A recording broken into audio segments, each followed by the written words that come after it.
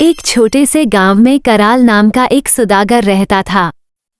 एक दिन उसे व्यापार के सिलसिले में लंबे समय के लिए यात्रा पर जाना पड़ा। कराल ने अपने दोस्त भीकू से कहा, मैं अपनी यात्रा के दौरान अपने लोहे के तराजू को तुम्हारे पास सुरक्षित रखना चाहता हूँ, कृपया इसका ध्यान रखना। भीकू ने हामी भर दी और कराल ने अपना तराजू उसके पास छोड़ दिया। कुछ महीनों बाद जब कराल वापस आया तो उसने भीकू से अपने तराजू वापस मांगा। भीकू, जो अब लोभ और फरेब से भर चुका था, ने झूठ बोलते हुए कहा, भाई, तुम्हारे तराजू को चूहों ने खा लिया।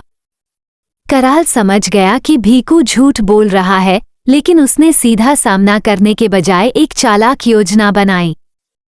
कराल ने भीकू से कहा, ये बहुत ही दुख की बात है कि चूहों ने मेरा तराजू खा लिया। वैसे क्या तुम्हारा बेटा मेरे साथ कुछ समय के लिए आ सकता है? मुझे एक काम के लिए उसकी मदद चाहिए। भीकू, जिसे कराल की योजना का कोई अंदाजा नहीं था, ने अपने बेटे को उसके साथ भेज दिया। कराल ने भीकू के बेटे को अपने एक दोस्त के घर पर सुरक्षित रख दिया और फिर अकेले ही भीकू के घर वापस आया। भीकू ने पूछा, मेरा बेटा कहाँ है? कराल ने जवाब दिया, एक बाज आया और उसे उठा ले गया। भीकू ने गुस्से से कहा, ये कैसे हो सकता है? एक बाज मेरे बेटे को नहीं उठा सकता। कराल ने शांति से उत्तर दिया, जैसे चूहे लोहे का तराजू नहीं खा सकते, वैसे ही बाज तुम्हारे बेटे को नहीं उठा सकता।